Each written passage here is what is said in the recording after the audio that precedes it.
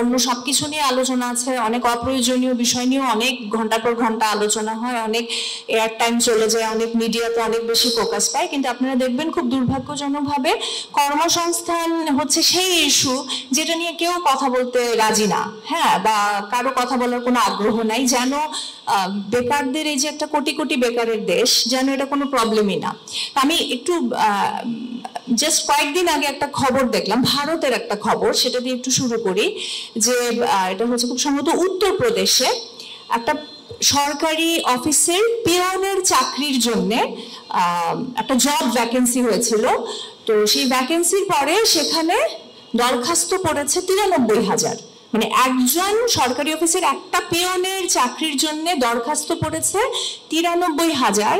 এবং তার চেয়ে বেশি আশ্চর্যের ব্যাপার, ওই 93,000 অ্যাপ্লিকেন্টদের মধ্যে প্রায় 3,700 জনই হচ্ছে পিএইচডি হোল্ডার, প্রায় 50,000 হচ্ছে মাস্টার্স এবং এমবিএ ধারী।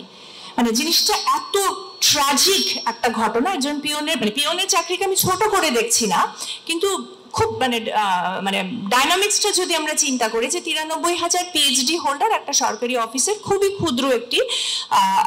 ক্ষুদ্র বেতনের, স্বল্প বেতনের একটা চাকরির জন্য অ্যাপ্লাই করেছেন। তো এটা মানে উল্লেখ করার কারণটা হচ্ছে যে যেই ভারত আবার সুপার পাওয়ার, যে ভারত আবার মহাকাশে রকেট পাঠায়, যে ভারত হচ্ছে চায়না রাশিয়ার সাথে পাল্লা দিয়ে আসলে গ্লোবাল সুপার পাওয়ারের ক্লাবে ঢুকেছে, নিউক্লিয়ার ওয়েপেন আছে, পারমাণবিক বোমা আছে, তো সেই ভারতই আবার এরকম একটা মানে কর্মসংস্থানের অবস্থাটা যে কতটা শোচনীয় সেটা আসলে এই ঘটনার ভিতর দিয়ে প্রমাণ পায়। তো এটা একটা ঘটনা। আরো একটা খুব কাছাকাছি সময় আরেকটা নিউজ আবার দেখলাম, সেটা হচ্ছে রাজস্থানের সরকার মনে হয় কোন একটা সেক্টরে 25,000 চাকরি হঠাৎ করে ভ্যাকেন্সি হয়েছে। সেই 25,000 চাকরির ভ্যাকেন্সির জন্য ওয়েবসাইট ওপেন করে দেওয়া হয়েছে চাকরির অ্যাপ্লিকেশনের জন্য। তো সেখানে 1 ঘন্টা না মনে হয় কয়েক ঘন্টার ভিতরে মানে ওয়েবসাইটে অ্যাপ্লিকেশন জমা পড়েছে 25 লাখ। মানে 25,000 চাকরির জন্য 1 ঘন্টার ভিতরে 25 লাখ অ্যাপ্লিকেশন পড়েছে।